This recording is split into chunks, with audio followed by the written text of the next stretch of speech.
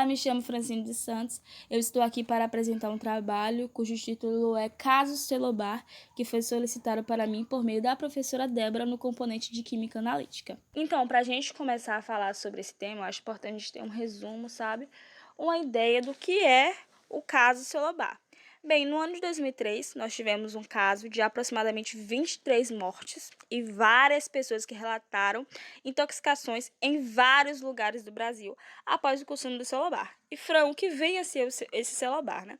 O celobar, gente, ele é um contraste radiológico. É basicamente uma substância que é ingerida pelos pacientes para a realização de exames radiológicos, que são diagnosticados, no caso, por imagens, sabe? A composição principal do celobar é o sulfato de bário. Então, assim, a gente teve essa grande quantidade de mortes ao longo do país, nesse ano de 2003, por causa da intoxicação por meio do bário. O grande problema é que o sulfato de bário é uma substância que tem uma solubilidade super baixa no organismo humano, tipo, super baixa mesmo.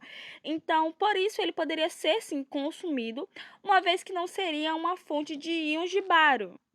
Porque, assim, na real, o que realmente é tóxico para o organismo é a presença de íons de bário no sangue, né? Na corrente sanguínea, pois o bário, ele pode se combinar no organismo, substituindo o cálcio em várias reações. Esse cálcio pode ser substituído em várias reações, o que pode ser super tóxico para a gente. E o que aconteceu, Fran? O que aconteceu para esses pacientes morrerem após ingerir essa substância? Bem, aconteceu que os pacientes que ingeriram esse lote de celobar, infelizmente, fizeram a ingestão de um celobar contaminado com carbonato de bário. Esse é o problema. Então, o componente principal é o sulfato de bário, mas ele estava contaminado com carbonato de bário. E por que, Fran? Por que ocorreu essa contaminação? Não estou entendendo. Bem, o sulfato de bário é produzido por meio da reação do carbonato de bário, que é essa reação que a gente está vendo aqui. Ele é produzido por meio dessa reação do carbonato de bário com ácido sulfúrico, que tem como produto, né, o sulfato de bário, água e o H2O e o CO2. Aí, acontece que, para garantir que todo o carbonato de bário ele tenha sido reagido, temos que utilizar excesso de ácido sulfúrico. E essa reação deveria ter como reagente limitante, né? O reagente limitante devia ser o carbonato de bário. E como reagente de excesso, o ácido sulfúrico. Ou seja, o excesso de ácido sulfúrico, ele iria garantir que todo o sólido presente ali, né, tivesse sido dissolvido em sulfato de bário, que é o que não é tóxico para o nosso organismo. E aí não iria ter nenhum resíduo de carbonato de bário. Seria assim, na forma certa seria assim. Porém, né, infelizmente, na realidade, não foi isso que aconteceu, já que a reação ela foi feita e o sulfato de bário resultante, né, apresentou, infelizmente, resíduo de carbonato de bário, né? Ou seja, contaminado.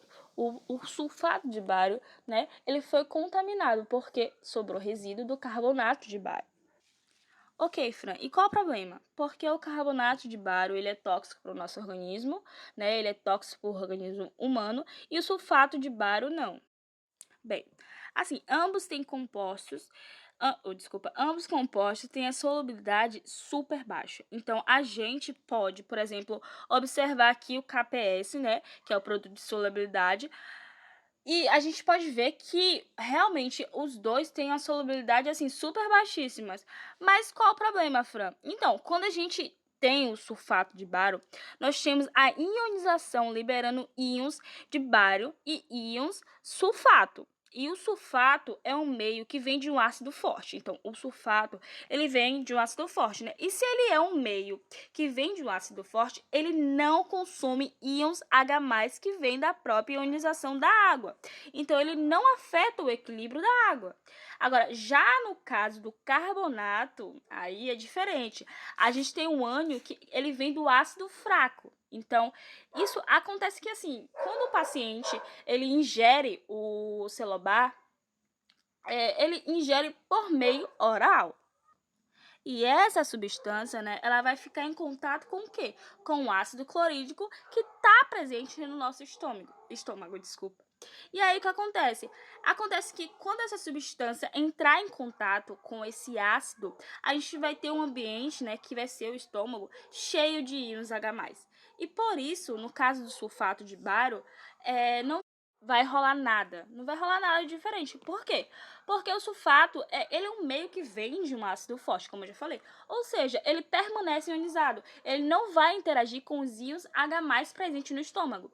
Já o carbonato é um ânion que vem do ácido fraco, né? Então, quando ele chegar, né, quando ele entrar em contato com os íons H+ presentes no estômago, vai acontecer que esse carbonato será consumido e ser convertido para ácido carbônico, que é o H2CO3, desculpa. E ele é um ácido fraco, né? E com isso, a gente lembra do princípio de Lestelier, né, de lá do equilíbrio químico, que diz que sempre que a gente tem que fazer uma alteração em uma alteração em um sistema que está em equilíbrio químico, ele vai se reajustar para compensar essa alteração. Então, assim, vai acontecer que o H+ presente no estômago vai interagir com esses íons dos carbonatos e formar o H2CO3, que é um ácido fraco. Ou seja, resumindo, a gente tinha um carbonato ionizado, foi formado um ácido fraco e ele vai passar para uma forma molecular, ele vai passar para uma forma molecular não ionizada. E acontece que se a gente tem um consumo do carbonato e cada H+ que entrar em contato com esse sistema passa a consumir o carbonato. E aí começa a diminuir a quantidade de carbonato nesse equilíbrio. E o que acontece, Franco? Acontece a explicação lógica disso. O equilíbrio, ele meio que se desloca para repor a quantidade de carbonato que foi consumida, ou seja, a presença do ácido ele vai provocar a dissolução do carbonato. Porém, isso não acontece com o sulfato, porque ele vem de um ácido forte. Então, é por isso que o sulfato de bário, ele pode ser ingerido por nós, porém, não o carbonato de bário, por conta dessa ligação que vai acontecer quando a gente ingerir ele e ele for parar no nosso estômago. Então, assim, é um caso simples, né?